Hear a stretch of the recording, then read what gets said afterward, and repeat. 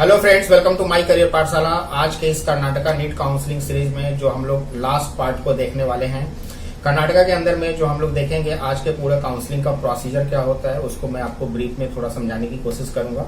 And the second thing is कि कर्नाटका में किस मार्क्स के बच्चों को पार्टिसिपेट करना चाहिए, काउंसलिंग में रजिस्ट्रेशन किनको कराना चाहिए, और पिछले 3 सालों में कर्नाटका के कट ऑफ क्या रहे हैं, हम लोग आज इसको बेसिकली डिस्कस करने वाले हैं। तो आइए सबसे पहले जो हम लोग डिस्कस करते हैं वो है कर्नाटका के कट ऑफ को लेकर के, और कर्नाटका में किस मार्क्स पे बच्चों को कर्नाटका के अंदर में रजिस्ट्रेशन कराना चाहिए। कर्नाटका में अगर कट ऑफ का रेंज देखें तो लास्ट ईयर 2019 में 540 का कट ऑफ था, जिसकी fees 8 lakh rupees per year है। ट्यूशन फीस जिसकी 8 लाख रुपीज पर ईयर है। 540 was the last cut off in 2019। 2018 में यह कट ऑफ 508 था और 2017 में यह कट ऑफ 494 था। तो ये 3 साल का अगर आप एवरेज निकाल करके देखते हैं 494 से लेकर के 540 के बीच में, तो मैं कह सकता हूं कि यह प्रेडिक्ट करना बहुत मुश्किल है कि 520, 530 या 550 किस बच्चों को कोई पर्टिकुलर रेंज नहीं है जिसपे ये कहा जा सकता है कि आपको इस मार्क्स पे है तो आप बिल्कुल श्योर हो सकते हो कि आपको सीट मिलेगी।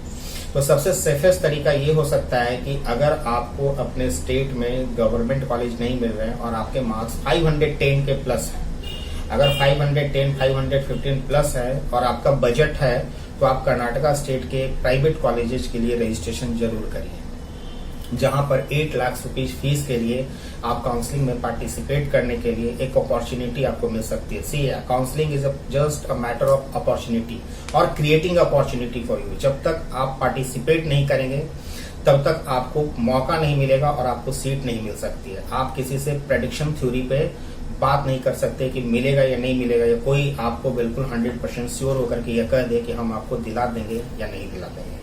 तो सिंपल सा लॉजिक है, आप पार्टिसिपेट करिए। 510 प्लस है 2020 के काउंसलिंग में।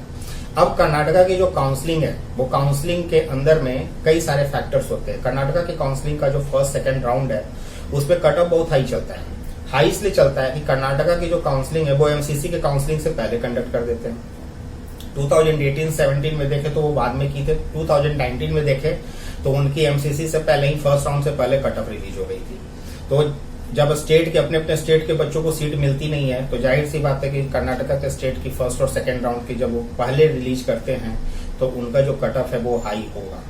लेकिन कर्नाटका के जब मॉपअप राउंड में जाते हैं तो मॉपअप राउंड में सीटें जो है प्रोबेबिलिटी है, मतलब कि आपके थोड़े कम मार्क्स भी हैं और आपने रजिस्ट्रेशन करा करके और सारे राउंड में पार्टिसिपेट करके अगर आपने सही तरीके से पार्टिसिपेट किया है तो आप अपने लिए चांस क्रिएट कर सकते हैं। लेकिन इसका मतलब ये भी नहीं है कि 300-400 मार्क्स पे आप कर्नाटका एक्सपेक्ट करें।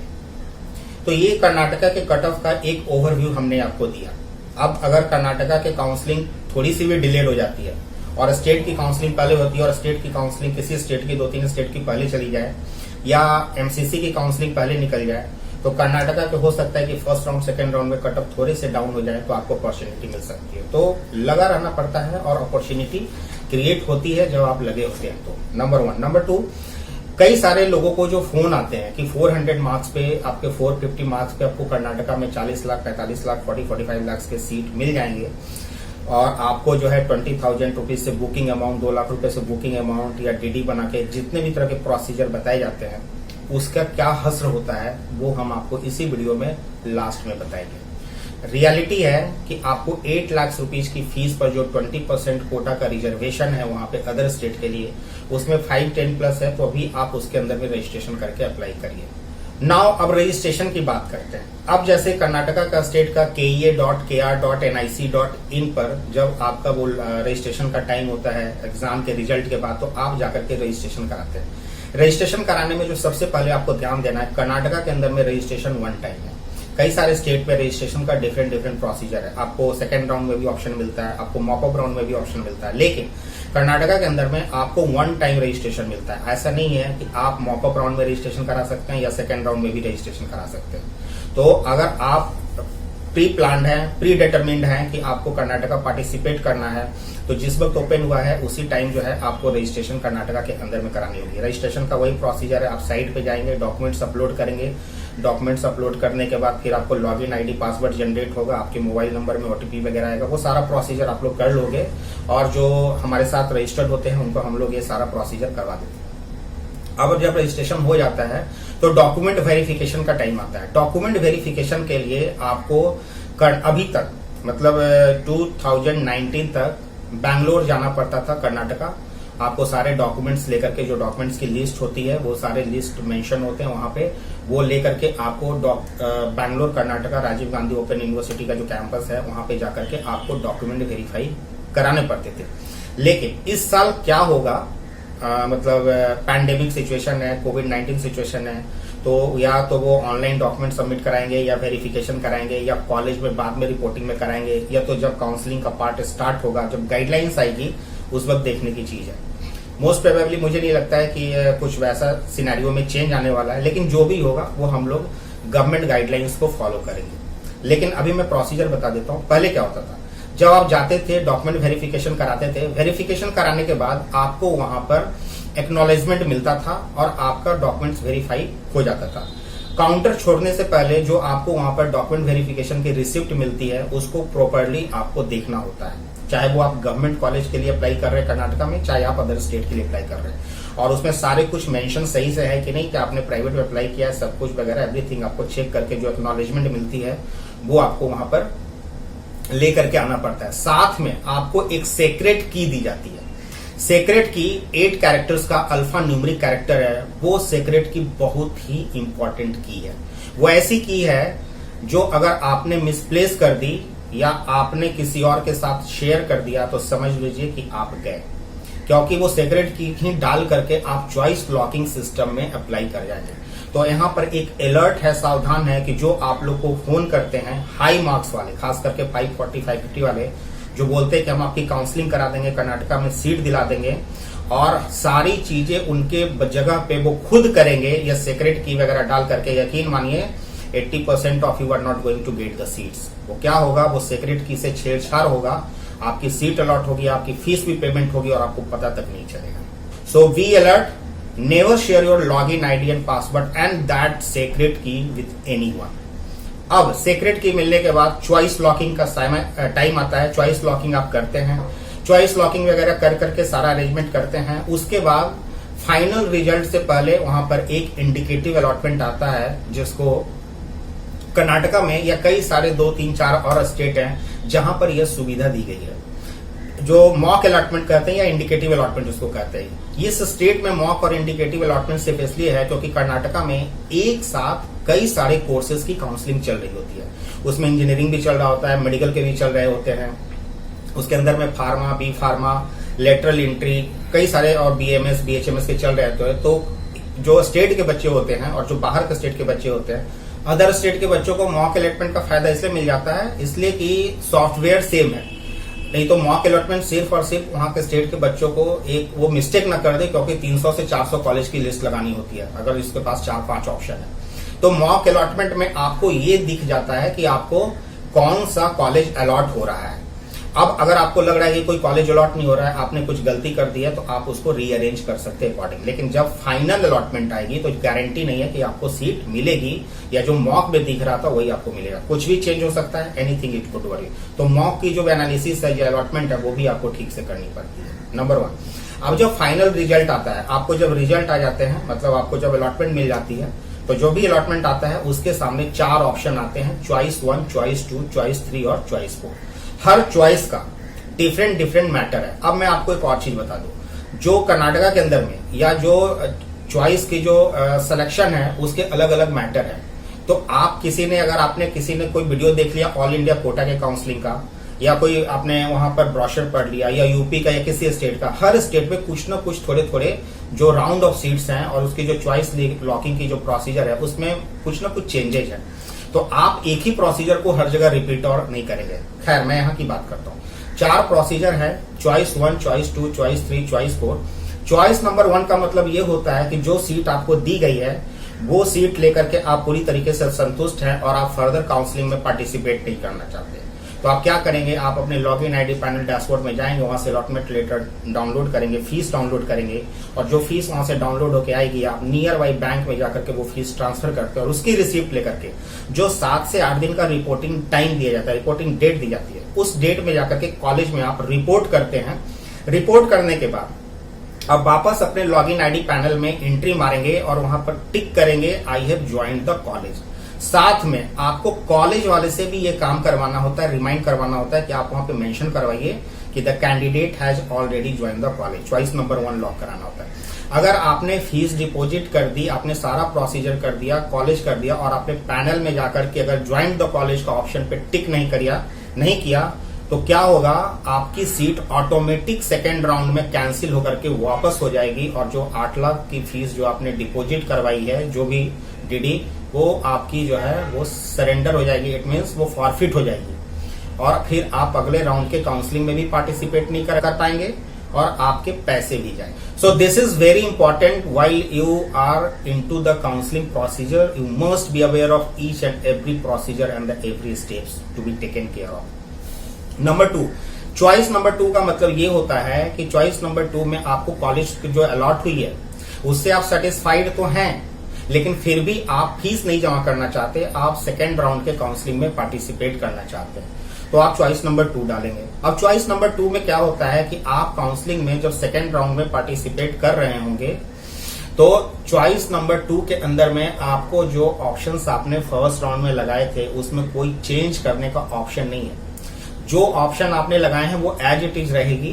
चॉइस नंबर 2 आपने लगा दिया, अगर सेकेंड राउंड में अलॉटमेंट आया कोई आपको तो ठीक है, वरना जो कॉलेज आपको फर्स्ट राउंड में मिले थे वो आपकी एज इट इज रह जाती है।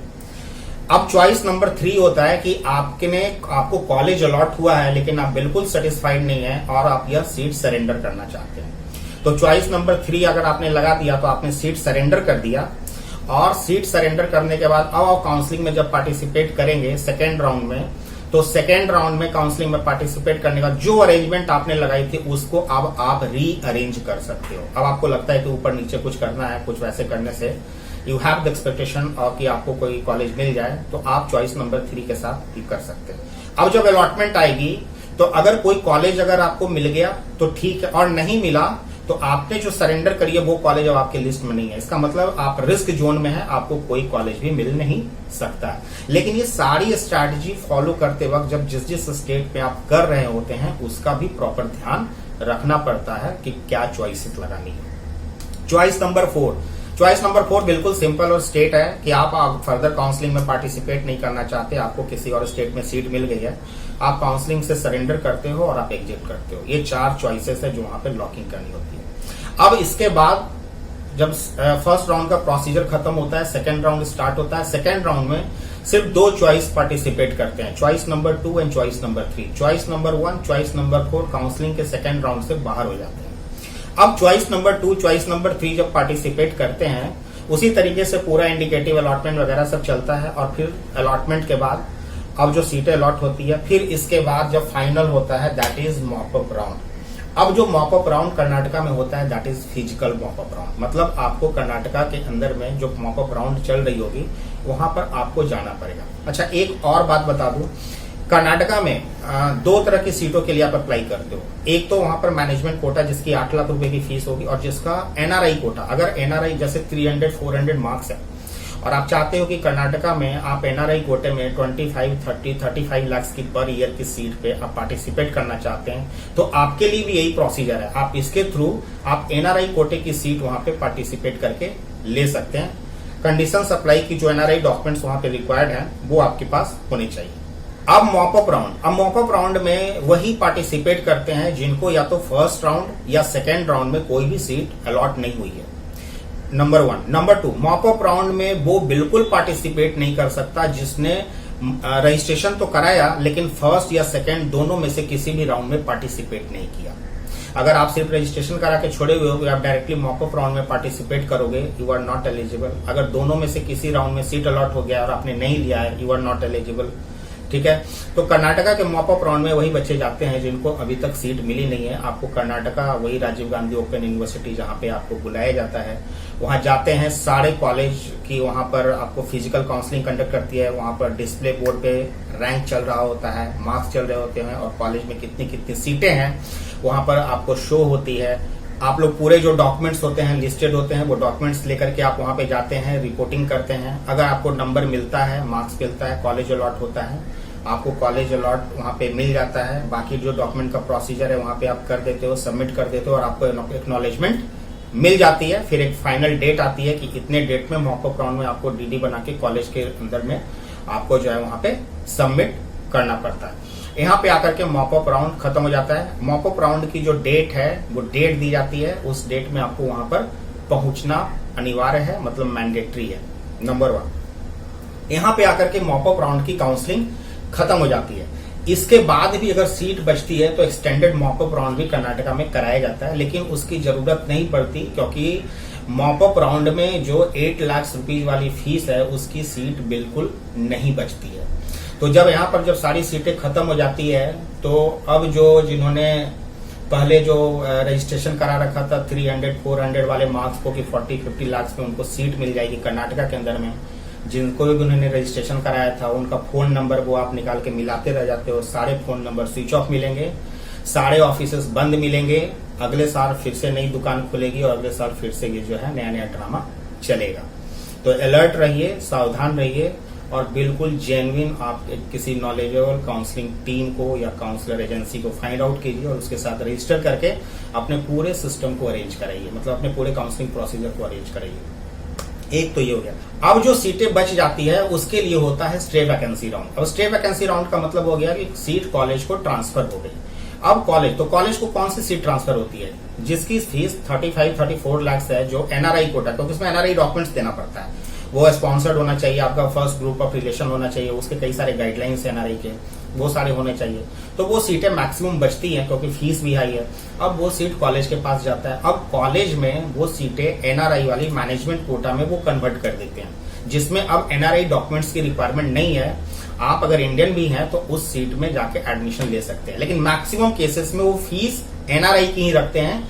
एंट्री प्रोसीजर को सेम कर दिया जाता है कि आपके पास एनआरआई अकाउंट नहीं है, कोई एनआरआई आपका रिलेटिव नहीं है, तो भी आप इसमें अप्लाई कर सकते हो। जिसके अंदर में कॉलेज टू कॉलेज वो डिपेंड करता है, वो 1 करोड़ से लेकर 1.25 करोड़ या 1.5 करोड़ के बीच में वो सीटें आपके साथ डील करते हैं, जहां पे 30 to 35 lakh rupees cash first year में मांगी जाती है। वो कॉलेज की रिस्पॉन्सिबिलिटी है कि वो किस तरीके से आपसे वो पैसा चार्ज कर सकता है। इसके बाद जो अलॉटमेंट होता है, कि इंपॉर्टेंट इंस्ट्रक्शन था जो मैं बताना भूल गया।